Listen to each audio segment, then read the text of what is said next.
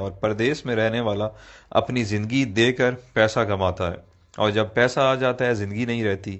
آپ کے ماں باپ نہیں رہتے، آپ کے بچوں کا بچپن نہیں رہتا، آپ کی بیوی بوڑھی ہو جاتی ہے، آپ کے دوست یار آپ سے جدا ہو جاتے ہیں، آپ اپنا علاقہ، خوشی غمی سب چیزوں سے دور ہو جاتے ہیں۔ آپ کی زندگی صرف ایک پیسہ کمانے والی مشین بلکہ اے ٹی ایم مشین بن کے رہ جاتی ہے۔ آپ مہینے کے مہینے اس سے پیسے نکالتے ہیں اور گھر بھیج دیتے ہیں، یہ آپ کی زندگی ہے۔ پردیسی بندہ جب ایک دو سال بعد گھر واپس جاتا ہے تو اسے سب کی شکلیں تبدیل ملتی ہیں، بچے بڑے ہو گئے ہوتے ہیں، جو جوان ہیں وہ بوڑھے ہو گئے ہوتے ہیں، اور اس سے بڑا ظلم کیا ہوگا کہ وہ جب واپس آتا ہے ملک سے، آتے ٹائم گھر والوں کو کہتا ہے اچھا میں چلتا ہوں، 2 سال بعد فلاں مہینے میں آؤں گا۔ اس سے بڑی زیادتی اور کیا ہو سکتی ہے؟ اتنا مجبور ہے کہ 2 سال بعد اس کو آنا ہے، وہ اپنی مرضی سے آ جا بھی نہیں سکتا۔ اچھا، جب ہم پردیسی چھٹی جاتے ہیں تو گھر والے بھی مہمان کی طرح ٹریٹ کرتے ہیں، آپ کی صحیح غلط ہر بات مانتے ہیں کہ 10-15 دن کے لیے آیا ہے، جو کہتا ہے سن لو، اور دوسرا پیسے بھی تو دیتا ہے۔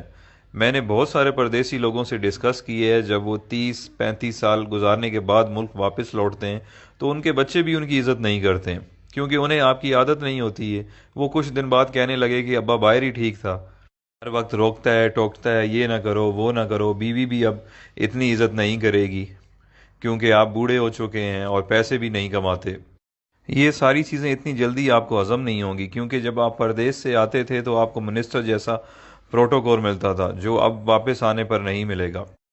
آپ کچھ دن تو ان سب لوگوں سے لڑیں گے کہ میں نے آپ کے لیے زندگی ملک سے باہر گزار دی، میں نے یہ کیا، میں نے وہ کیا، بٹ سب نے یہی کہنا ہے کہ آپ نے کچھ نہیں کیا، بلکہ آپ کی وجہ سے ان کی زندگی خراب ہو گئی ہے۔ فائنلی دل برداشتہ ہو کر آپ نے ایک کونا پکڑ لینا ہے، بیٹھ کے سوچتے رہنا ہے کہ میرے ساتھ ہوا کیا ہے، میں نے کیا کیا ہے۔ اس دوران لوگ آپ کو پاگل نہیں تو کم از کم یہ کہنا ضرور شروع کر دیں گے کہ بڈھا کھسکا ہوا ہے، اس کی باتوں پہ زیادہ دھیان نہ دیا کریں۔ آخرکار لوگوں کے بیہیویئر رویوں کو سوچتے سوچتے آپ حقیقت میں پاگل ہو جائیں گے اور اپنے خالق حقیقی سے جا ملیں گے۔ یہ ہے پردیسیوں کی زندگی کی سٹوری، جس میں خود بھی شامل ہوں۔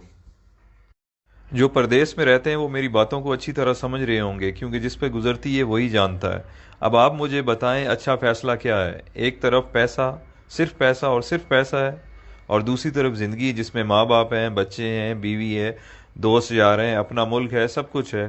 اللہ تعالیٰ نے ہمیں اتنے عظیم لیڈرز دیے تھے جن کی وجہ سے ہمیں اپنا ملک مل گیا، بٹ اس کے بعد بدقسمتی سے ہمیں اتنے بے ضمیر لیڈرز ملے ہیں کہ ہم اس ملک میں رہ نہیں سکتے، ہمیں کام کے لیے، روزگار کے لیے ملک سے باہر آنا پڑتا ہے، جبکہ ہمارا ملک وسائل سے مالا مال ہے، بٹ ہم پاگلوں کی طرح جیے فلاں بس نعرے لگانے کے قابل ہیں، اور یہی ہماری اوقات ہے۔